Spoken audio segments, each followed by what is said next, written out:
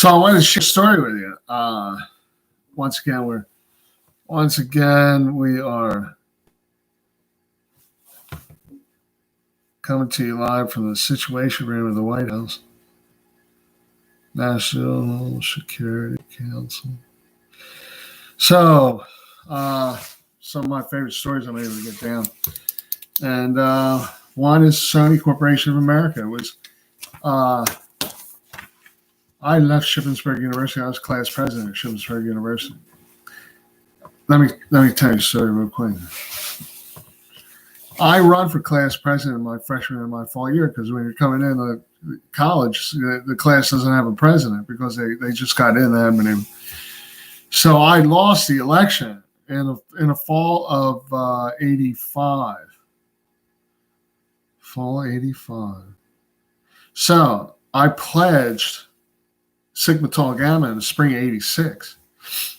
And then the following year, I think, anyway, it might have been the fall, I was elected president of the class in 1989. So it was not freshman, sophomore into junior year. I served as president of the class in 1980. So I'm in a fraternity. I'm in Sig Tau, and I'm president of my class. And let me tell you something, these guys are hard to impress, you know what I mean? So anyway, it was something else. It was like, the fraternity had a link, and I want to tell you something real quick. We were interfraternity champions. We were champions in football and the overall athletic contest. 13 out of 15 years. So when I was there, we had two interfraternity championships, and I had just pledged the spring of 86. And so the fall of 86,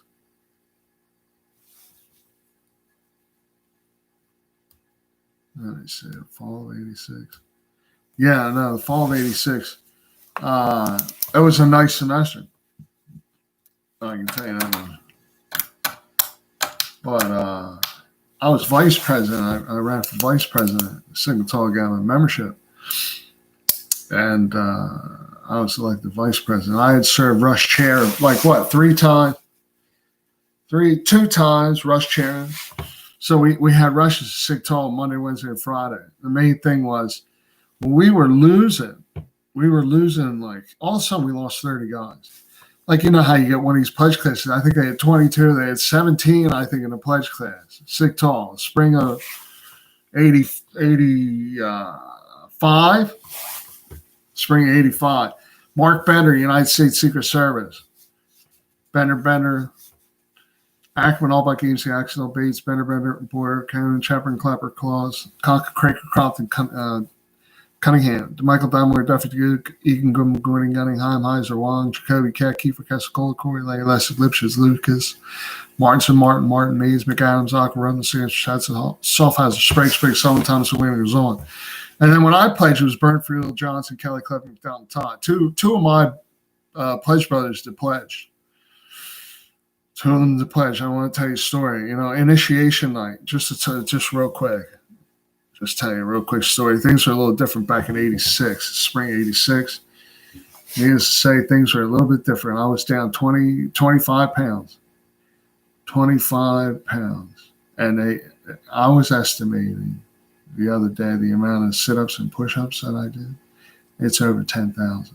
Easy. You know what I mean? Like we were just for some of the things, like when you were going in and out of the house, you had to do 20 push-ups. So every time, if you had a lot of errands to run, like your main thing when you're pledging Sig Tau, is you got to get appointments for all the brothers. So you got 60 brothers. I just listed them out to you. 60 brothers. And one of them listed, like, I went to my smoker. I went to a smoker. It was at the Cub. And the fraternity basically puts on a show to invite recruits and extend bids out. So we're sitting down at the Cub. Like my buddy Russ Curtis. That's the whole reason I was able to pledge is Russ. His friends from Council Rock were pledged Sig Tall, and they loved the fraternity. I'm so thankful. I'm just so thankful. I thank our Heavenly Father. But one of the things the fraternity says, is springs out of the love of God and worth of one's fellow man. Sing it all again. I believe the true spirit of fraternity springs out of a love of God and the worth of one's fellow man, grows into the qualities of mind and soul. So, I want to tell you a story real quick. One of the things, I got Sony Corporation America, but everybody's tuning in to Sony. He's telling fraternity stories. President of my class in Sig Tall, yes. I was seeing the president of Alpha Sigma Tau. It gets better. I was on budget and finance committee. I was one of, let me see, 5,200 students, 6,000 students. I was one of 6,000 students. There was like a committee of 5, budget and finance, that oversaw a $6 million budget of the University of Hawaii student budget. So the football team used to come out and they used to request, new uniforms, new equipment, $6 million. You know what I mean? It was the budget. Anyway, we would approve for the football team at the university. So I'm at the Cub at the bid party. I'm at not the bid party, but the smoker they call it. Where you get new recruits. And Scott Duke, the captain of the Shippensburg University football team, is talking, and you're a freshman, you're in a university, you don't know what you're doing, you know what I mean? I'm in a beautiful dorm in Kiefer Hall. I had a great time. But Scott Duke is talking in front of you. You're a freshman, and somehow Russ Curtis brought me to the thing. And so he starts, here's the president, here's the captain of Shippensburg University. So, and he talks about the Interfraternity Cup. So when we played football, I want to just talk to you real quick about something. When we played football, we played Teak twice. We played Kappa Sig twice. We played Phi Sig twice. We played Acacia twice. We played Theta Chi twice, all wrestling. And then there were GDI teams. So, needless to say, they were all gunning for Sig Tall. I was on the line. I was on the right side of the line. Intramural football. We won the championship. It came down to the last game. I'll tell you, there's a couple stories I want to tell you because I laid a hit on this kid, and I ended up with a concussion. Who was pursuing my quarterback. So yeah, we won an interfraternity championship, and then we won the cup, interfraternity cup. So all these fraternities that are paying you twice, and they're always geared for us. There was no pads.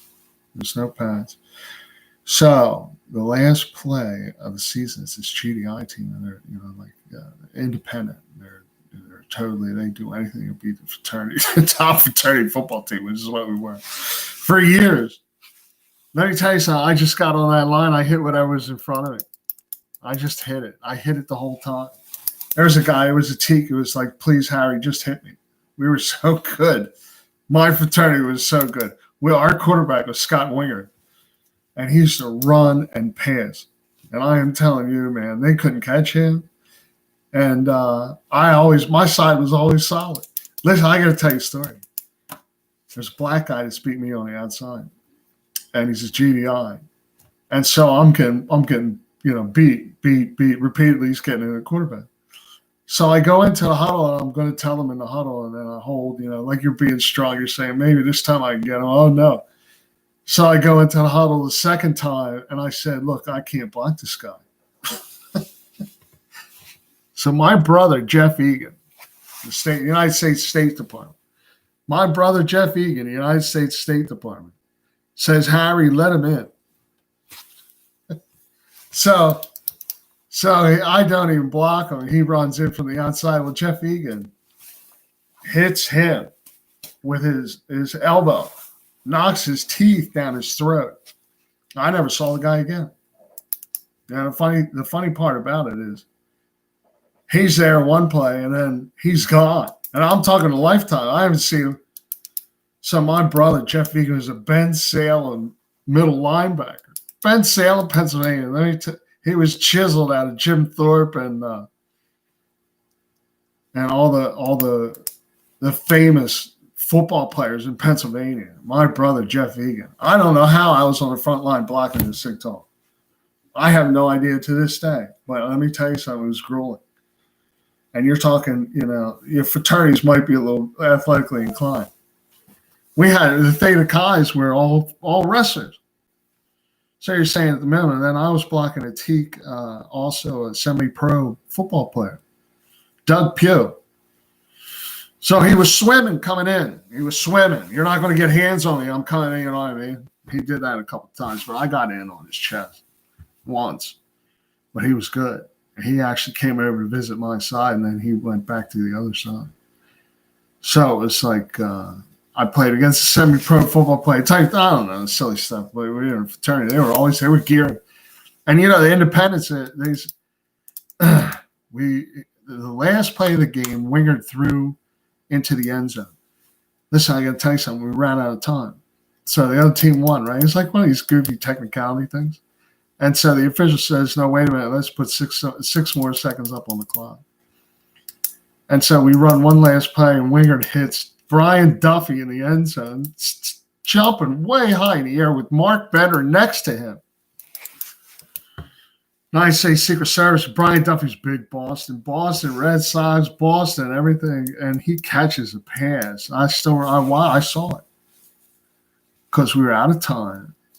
It was unbelievable, and he gave us 6 more seconds.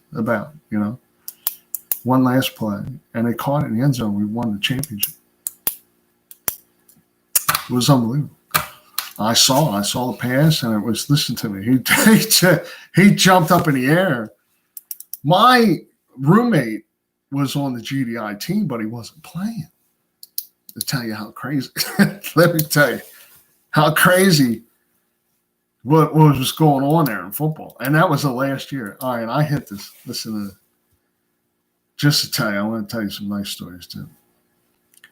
So I'm constantly facing this direction. So I'm facing the other direction. The play's like not broken up, but it's moving, it's active. So I turn around, and there's my quarterback running in my direction, and somebody trying to get him. Well, I hit the kid so hard. We collided heads. I came in as hard as I must have had 3 steps. And I think it was a possibility I was going to kill him. So somehow I got hit in the side. No pads, no helmets, whatever. And so Scott Duca, the captain of the university football team, is on our sideline. This is how crazy. It's how important all these games were. And he comes out, and it's like a bell. The bell has been rung big time. They heard this crack. They didn't know it. My body's in the air, and I got up, and Scott says, "Harry, get down, get down." And so I got down and just laid on the. Yeah, and it's like, well, what the hell are you going to do? You're going to stay there for the rest of the day or whatever? So I laid down. I got my senses about me. I got back up and went to the emergency room, Chambersburg Hospital, where they said that I had a concussion. I'd suffered a concussion. Suffered a concussion. So, all right, let me see. There's a White House visit. We visited the White House. My brother got us down to the White House. Should we go over that? Should we talk about the White House visit? Your sick, tall brother is down working the Secret Service at the White House. Yes. That's a cushy job right there. He left to get alcohol, tobacco, and firearm. But, we were down at the White House. We saw George Herbert Walker Bush, George Bush Sr., come in, fly in. There was 2 planes. There's 2. HMX-1 is a Marine Corps detachment. There are 2 helicopters. One's a decoy. It comes down. It looks like it's going to. We were on the South Lawn at the time. Looks like it's going to land and actually takes off. And then the other one's coming in from Camp David. President Bush was at Camp David for the weekend. And we were there to greet him when he returned. And it was nice. It was really nice. I think his dog Millie was with him. Like the dog came running out, in the helicopter, and then Bush came in. And we went in and went to the Oval Office after. I think he was up in his personal. He went into his personal residence, but we then went into the Oval Office. And so it's like you go, I want to say the Roosevelt Room. We were in through the Roosevelt Room, and then we were. There's Roosevelt's Nobel Prize is in the Roosevelt Room. His Nobel Prize is on the fireplace. Listen, real quick about President Eisenhower. You ever go down to Gettysburg and see President Eisenhower's house?